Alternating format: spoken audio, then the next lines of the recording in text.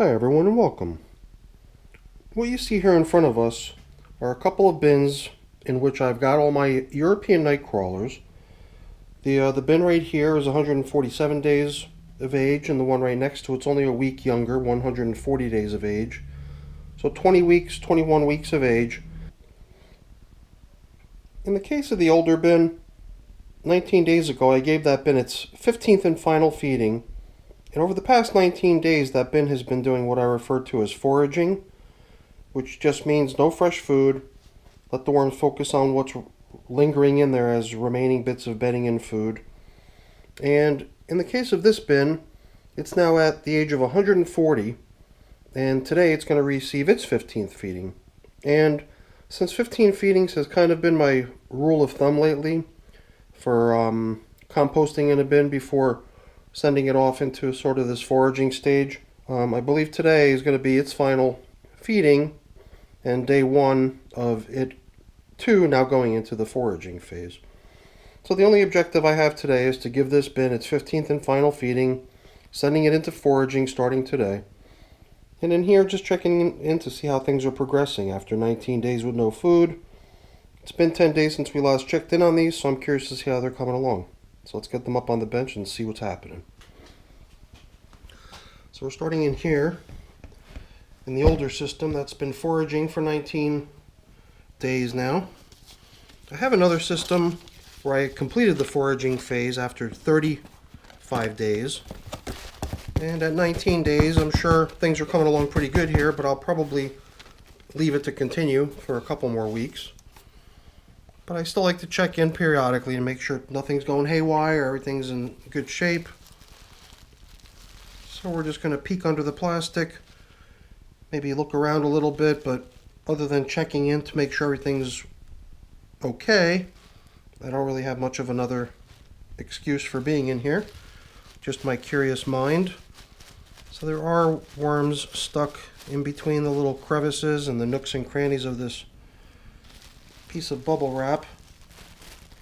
Maybe it's not worth the effort to try to remove them because we're not going to be in here for long. We're just going to take a peek and we'll go right back to covering things up the way we found them and let these little guys continue. The one thing though I've been doing in some of my foraging systems is trying to take the stuff that I find out on the surface, sometimes collecting them up and just making sure that they're not lingering out on the surface and being neglected from worm traffic. So maybe we'll just do that one thing in here like we've been doing in the other bins, is taking all this large chunk material we find on the surface and making sure that it's submerged below the surface before we pack things up here. So we'll create a little pile of this stuff over here in the corner, the larger chunk materials that look like they might benefit from being submerged down within the bin, and then we'll continue. So I don't know, I'm seeing stuff in here, really dark color cocoon. Cocoon that color seems like it would be hatching just about any time. Down here I think I'm seeing two more cocoons. One's a little bit darker in color than the other. So even though at some point soon we'll be migrating the worms out of here and relocating them, we'll be keeping this material around for a little while to see what becomes of all these cocoons that you could see in this material. Sometimes I have a really hard time spotting cocoons. Other times they just seem to like pop out at you. Maybe it's got something to do with the nice fresh layer of castings that are out here on the surface of this container from just sitting out here and foraging. The foraging's goal is to give all the scraps of leftovers in the bin a chance to break down, let the worms really process the stuff nicely. I don't remember what we did in here last, but it is possible that we might have already started into this same routine of collecting stuff that we want to make sure doesn't get neglected and, you know, sinking it down below the surface, because I'm finding stuff kind of submerged down here in the middle of the bin. So it does seem to follow our pattern, since that's what we've been doing in most cases. But the stuff is coming along so nice. The material is just so perfect as far as the way it flows and everything. I guess the one thing that I'd really like to see broken down nicely are these little sticks and stems of leaves. Could end up being these that we really use as our measure for whether or not this stuff is broken down enough yet for us to consider the end of foraging and to start into the migration of the worms out of the material. So yeah, sticks and stems. Sometimes if you continue to add the leaves as bedding into your system a little bit too late into the game, you end up kind of having to deal with it, having the stuff sit around and need extra time to break down. So we'll see how long it takes. There's a little piece of a corn cob. It's interesting the sort of stuff you find when you probe around within the material. Stuff is all so nice though. The moisture level's just right. It all seems to flow. But there is still a lot of material in here that the worms could certainly continue foraging away at. I suppose it wouldn't hurt for me to just kind of aerate the entire contents of the bin, sort of make sure nothing's clumping up and becoming sort of a, I don't know, just a big lump that the worms can't pass through or do anything with. So I think the loosening up of the material is probably a good idea. It also feels like some of the stuff out on the very top surface might be a little bit drier than what I'm finding down deeper. So this will also help us sort of equalize the moisture in here a bit.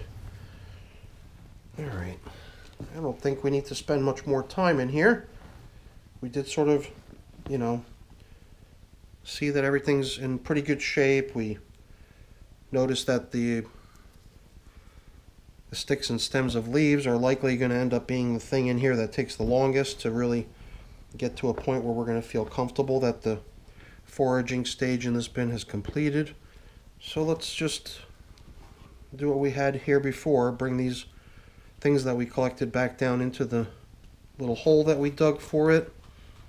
This way it's submerged within the bedding to make sure that it gets a sufficient amount of worm traffic and just basic contact with nice damp material. Really nice stuff. And it's getting there for sure. But after only 19 days of foraging, it's probably unrealistic to expect it to be any further along. Not even sure of this thing. I'm not sure if this is something that I've been bumping into a few times. It somehow rings a bell. It seems like doesn't seem like it's really a breaking down at all. Like maybe it had been torn or something like that, but along this manufactured edge there's not even one nibble of a worm or anything. And who knows how long this thing's been floating around this bin. So I just got this feeling that this is not going to see any sort of progress in a worm bin. I actually thought that I'd removed it, so I'm getting rid of it now. So let's get this thing covered back up on the shelf. Let these little guys continue with what they were doing in here. They're doing a nice job, and we'll get on to giving the younger of the two bins its final feeding.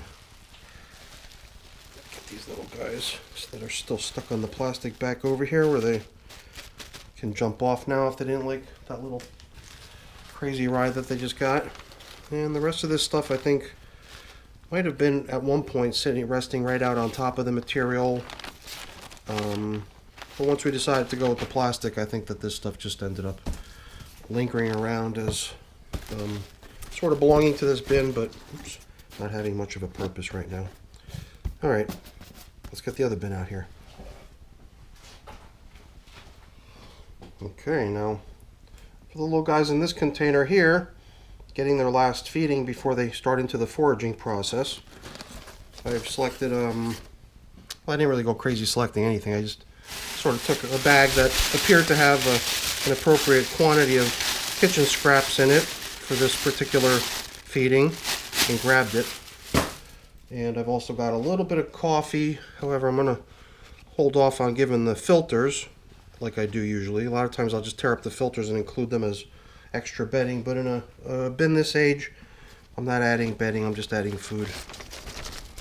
So, 15th and final feeding.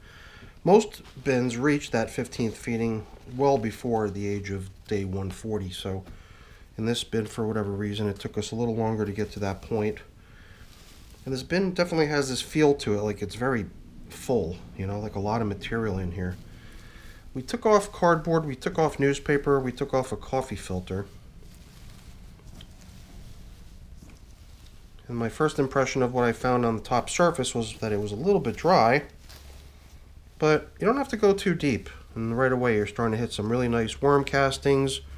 The level of the moisture seems just right.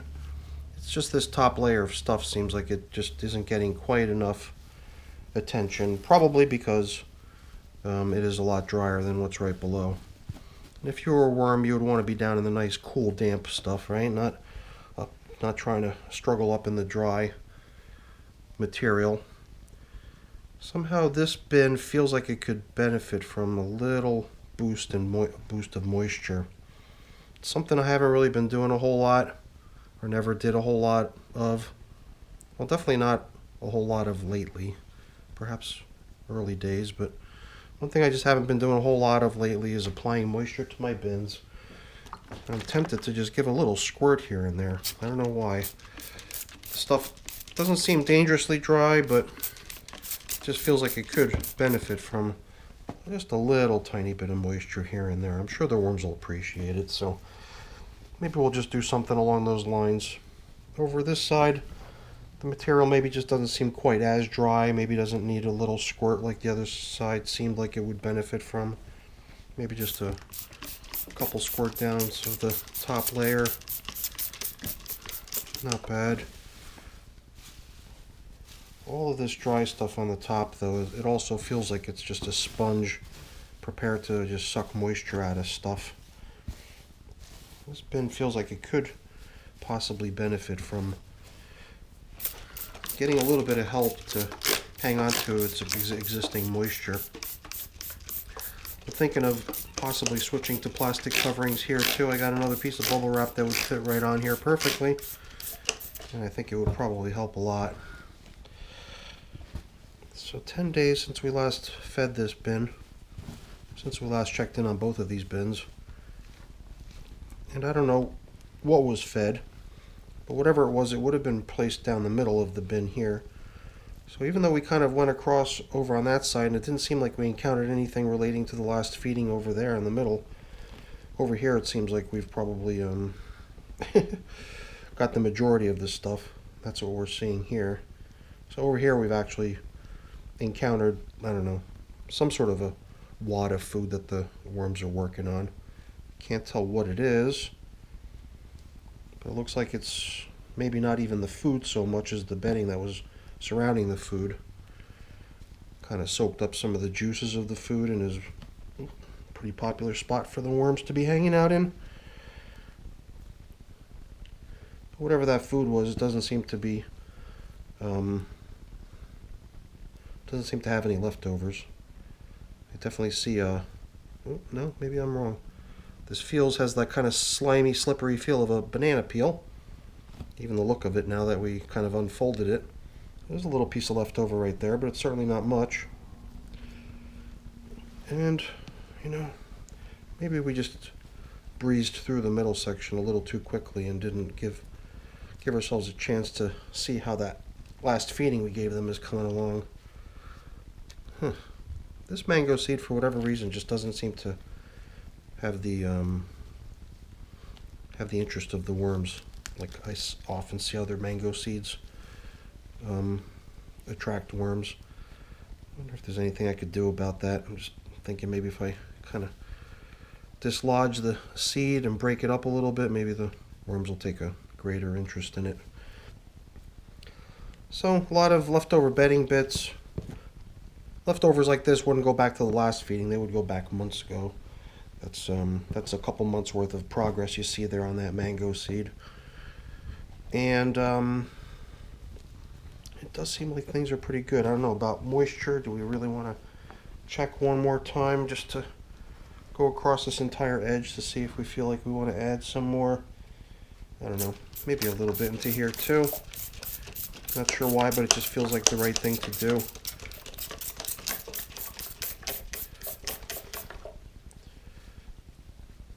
And I'm also trying to think of what we might be able to do about all that dry material that's lingering out here on the top. And if you've been on my channel, you know that a lot of times I like to have the leaves out on the top surface as sort of almost as like a decorative piece, just to give the whole bin sort of a nice natural look and feel. But on a bin that's this age already, I really want to see that stuff broken down, and having it floating out on the top surface and getting dry and getting no worm action is not what I want for this stuff. So I think we need to do a little bit of a kind of a radical overhaul here. I think we do need to kind of turn things upside down and get all that stuff down low. Make sure that it's surrounded by a lot of this really nice, well broken down material, but get all that stuff down as low as we can so that it can get the attention and worm traffic that it needs. We're going to be sending a lot of pretty dry material down into the hole there, as you can see. But hopefully the materials that we're feeding with, the veggies, are going to bring with them enough moisture to help hydrate those leaves, get them softened up, and make them something that the worms would be interested in checking out. So yeah, now we're talking. For a worm bin to be 140 days of age and to still have this much leafy material floating around in it, I think I just sort of missed the boat on an opportunity, or many opportunities in the past, to give all that stuff the attention it needs to help it break down rather than just leaving it out on the surface. I guess you live and learn. You don't even recognize what you're doing sometimes, and then only when you finally, notice what's going on and have a chance to fix it do you realize your missed opportunities from the past. So let's just dump in this portion to these little guys. We've also got the coffee that's in these filters, but we're not going to throw the filters in. We'll save those for another use elsewhere. This will be the bin's 15th feeding now. 15th and final feeding. It's a pretty generous feeding, but I got a feeling, just based on what we saw, as far as leftovers of the food they got from last time, there really wasn't much, if anything, to be seen of it. Although, I'm starting to remember now, I did have a bin where I had a whole bunch of coffee that just sat around, and then what I ended up doing was pretty much just recycling that old food to finally get it broken down. And then maybe banana peel was just added to sort of dress it up, but it was just really there as an enticement. So maybe the last feeding really wasn't even that much of a feeding, if this is the bin that I'm thinking of, if this is where that happened last time. A whole bunch of coffee that just sat around, didn't get touched between two feedings. I'm feeling banana peels. Here's another one. So yeah, this might have been that bin where the coffee just sat around, so an entire feeding interval was kind of lost, because the coffee was just in one big jumble. And I think that the last check-in really just consisted of sort of freeing that those mounds of coffee from being in a big jumble and just spreading this stuff out into the bin so they can eventually get consumed by the worms. And then the banana was just added as just a little bit of an enticement to get the worms over there and to not only eat the banana, but to also work on all that coffee that had been sitting around for so long and definitely needed some attention finally. A little switcheroo, besides bringing all the dry stuff down into the lower reaches of the bin, making sure that it's all submerged. We'll do one other thing that's a little deviation from how we found the bin. So rather than putting those paper coverings on here, we're going to just go ahead and get ourselves that piece of bubble wrap I mentioned earlier and get this thing covered up with plastic. I'm fairly sure that this piece is pretty much tailor-made for this size bin. It just leaves a little bit of breathing room around the edges, but not much. Gives pretty good coverage. So stuff like this, the indicator of where we last fed, at this point I wouldn't want worms wasting their time on this piece of paper. I'd rather have them down in there breaking down that last feeding and breaking all the other stuff that's still in the bin down, rather than, you know, allowing this piece of coffee filter to turn into a piece of food as well. So here too, this is just covering up for maybe for no other purpose, just to have it there in case we need to use it for some other purpose in the future. But right now the plastic is going to be the star of the show as far as providing this bin with the coverings that it needs to keep the moisture in place. Hopefully there's enough moisture in this system to equalize and get all the stuff, which to me felt a little bit dry on this go around, get all that stuff a little bit more damp. And then I think we'll be in pretty good shape here. You know, if need be, I'll always bring back the bottle and apply a little bit more moisture. But it's something that I've always done very sparingly. But, you know, if a bin needs it, it needs it. So I'm not bashful about adding whatever's needed. So that's it for this video. Hopefully you enjoyed it. If you did, as always, please don't forget to leave me a quick thumbs up. That's always really appreciated. And if you haven't done so already, please also consider subscribing to the channel too. That's really appreciated as well. All right, everyone, have a great night. Thanks for watching. Bye.